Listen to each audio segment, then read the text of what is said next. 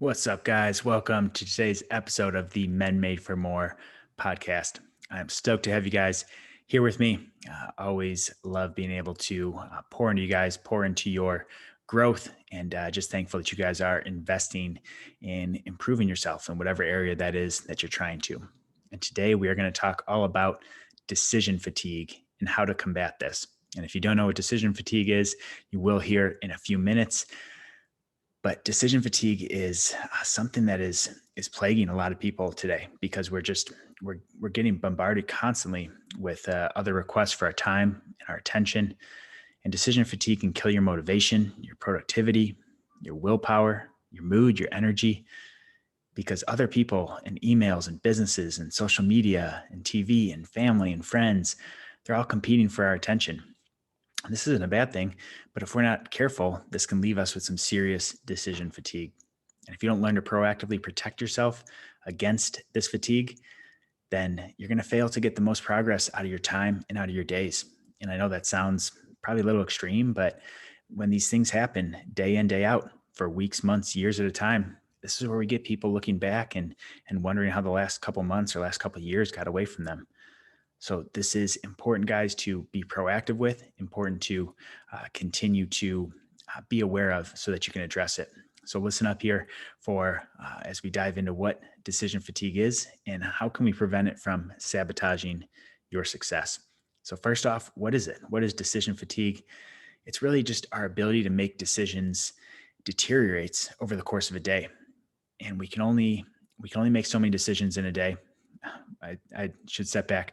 We can make the decisions, but we can only make so many quality decisions in a day. We can only be so fresh for those decisions. And I'm sure you guys have experienced this many times, maybe whether you know it or whether you don't.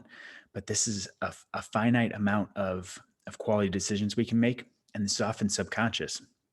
I don't have the numbers in front of me, but I've heard they're insane in terms of how many decisions we have to make over the course of a day.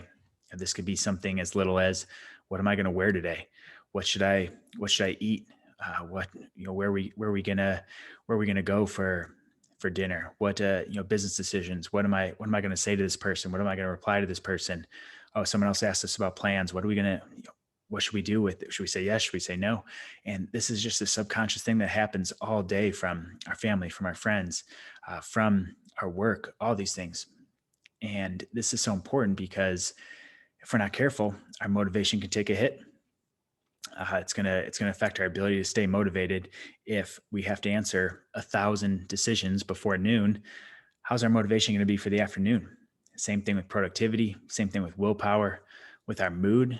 I don't know if you guys have felt it, but when you get bombarded with these things, it makes you more stressed. It makes you more. It's totally going to affect our mood and how we're showing up in our relationships. It's going to affect your energy. Having to make these decisions, even small decisions, a lot of small decisions stacked up will cause us to be more fatigued. It actually affects our blood sugar, will affect our energy. You'll find yourself yawning mid morning and reaching for that other cup of coffee, which then has its consequences when you consume too much of that. And when all these things are affected, the motivation and productivity and willpower and mood and energy, this is going to affect your creativity, your relationships, and your forward progress. And that's why it's so important to guard it, to guard these decisions. And this happens. How does it happen in the first place? It happens from mindless checks of our phone, emails, poor boundaries, incoming requests.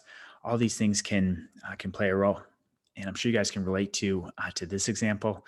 At the end of a stressful workday where you've had to maybe answer a lot of decisions or had to respond to a ton of emails and respond to other people's requests, at the end of the day, at the end of a week, even, what do you find yourself reaching for? Food wise, drink wise, Netflix and chill. Like these are the things that is our signals from our body of just being so exhausted that we don't want to have to make another decision. So our willpower slips. We reach for food that we wouldn't normally eat during the week, or a drink when we're trying not to, or binging out on Netflix or something when we'd rather be reading and prioritizing our sleep. We don't make as good of decisions the more that this builds up. And there's ways to restore it. There's ways to restore it that we'll talk about here in a minute. But that's the same reason that Mark Zuckerberg says that he wears the same close every day or certain days of the week because it's one less decision he has to make. And I'm not saying to go that route. That's probably extreme for a lot of people, but look at your schedule and see what decisions you can put on autopilot, so to speak, so that you don't get worn down by this decision fatigue. So let's talk about some strategies here. Give you guys some practical and tactical things that you guys can actually implement to now that you're more aware of it, to prevent this from becoming a thing, from not being reactive to it, but actually being proactive with it. So first thing, make sure to protect your most important time blocks.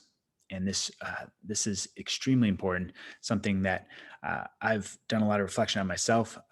Can we break down with a lot of our clients in terms of when are you most productive and what is your highest value, your highest return tasks. You want to identify when it is, and you want to block distractions during that time. So once you identify it, and once you know what your highest level activities are, protect those times. If you're a business owner and you need and maybe marketing's your highest return, or you need to be sharp for sales calls, or maybe it's just vision and direction and leadership of the company. If 9 to 1 is your most productive time, don't be responding to emails then, and don't be checking your phone and doing things that don't fall into that. That's an easy way to do that. Same thing with our relationships. If you're trying to invest in a relationship, don't pick the time where you're the most tired. If the end of the day you're super tired and worn down, like maybe do a morning coffee instead when you're sharper and fresher and can really pour into that relationship. So make sure you're protecting those important time blocks and not letting other things inside of that. When possible, don't start your day browsing social media, checking email. Our phones are some of the worst enemies in terms of this decision fatigue. You open your phone, you see all the little notification signs. You have 7 texts to respond to. You have a bunch of emails that popped up overnight. You have the social media pings that are hitting you. What do you check first? And then you check and you respond and you get caught down other rabbit holes. This is going to wear you down, guys, whether you realize it or not. So protect your phone time as well. Make sure this not going too late into the day. Don't start your day with it if you can.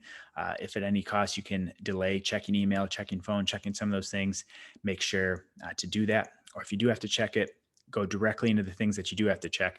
Maybe you need to check your text messages, but not your email. Open up your text messages, screen it, reply to what you need to, and then don't go down the rabbit hole of your phone, though, jumping into email and social media and those other things. Another way to kind of take this next level, if you need to, if you're really struggling with willpower, put actual blockers on. There's different apps out there. I use an app called Freedom app. I was one I've used in the past. And there's different ways to, I think some of the phones just naturally have this stuff built in now too, that you can actually block sites or limit the amount of time that you're doing on that. So that's another strategy if you guys need more help. Like I mentioned a few minutes here ago, another strategy, put things on autopilot that you can put on autopilot. Some people don't like the mundane or the routine of eating the same thing every day, but I find a lot of freedom in breakfast and lunch being the same thing every day. And again, find what works for you. What's normal for me might be extreme for you, and vice versa. So whatever that is, if it's food choices, you can put on autopilot, meal prepping, doing those things. If it's certain schedules that at a certain time of the day you're always doing certain things, you're checking email at certain times, schedule those things in so that you can teach your body to operate in a way that isn't jumping all over the place and always having to make decisions of, well, what am I going to do next? And what am I going to do next? And having a proper plan in place for this ahead of time is one of the best ways to proactively avoid that. Next strategy, make sure you're making your most important decisions when your decision fatigue is the lowest. And I can't stress this enough, because notice I said most important decisions. That doesn't always mean the most urgent. You're going to get plenty of urgent strategies, urgent requests, urgent things that are going to pop into your day. But if you just become reactive and respond to the most urgent things, you're going to sacrifice what's most important. So make sure that you're identifying when your decision fatigue is lowest, and making sure you're making those decisions then. And this can be things with your family, of talking about how to raise kids and how to build your relationship with your spouse and do those things. Don't do that when you're super fatigued, because that's going to cause more stress, more things that are going to be actually harmful instead of productive. those business and work decisions that are most important, your health, fitness, eating choices, like we talked about. If you can do this the day before of plan out, okay, you know exactly when you're going to the gym, you know what you're having for breakfast and lunch. You're going to be so much more successful if you can plan that out and do that when you're fresh so that you have a plan going into it and that you can actually stick to it versus bouncing back and forth about when you're going to actually do that. An overarching theme with all this last strategy I have for you guys is whatever that is for you, have a plan and stick to it. It's going to look different person to person, but the most important thing is to plan this in, be aware of it, use strategies that can help you make those important decisions when you're freshest, do your highest creative work when you're the freshest, make those big decisions when you're the freshest. And if you need to recharge, take a nap, take a walk, do some of those things that can help replenish some of this. So guys, there's some practical strategies for you guys. This is something that I've found so much success with personally with so many coaching clients. Once we can bring awareness to this and start to address this proactively, energy is better, productivity is better, willpower, mood, relationships, all those things that are most important for us.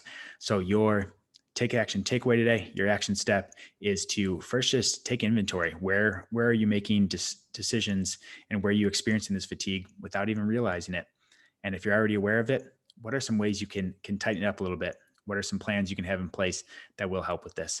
So guys, go and implement this, take it all into account, find what works for your life and apply where you need to.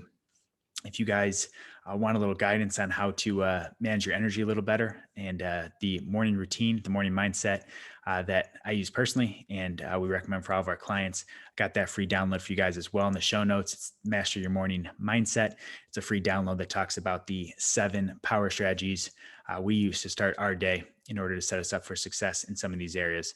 So make sure to go check that out. And as always, guys, you have my contact info, my Instagram DMs in the show notes there, my cell numbers in the show notes there. If you guys want to text me, shoot me any feedback. Love hearing from you guys. Love hearing what you guys are taking, applying, what topics you want to see more of. Love continuing the dialogue off the show here.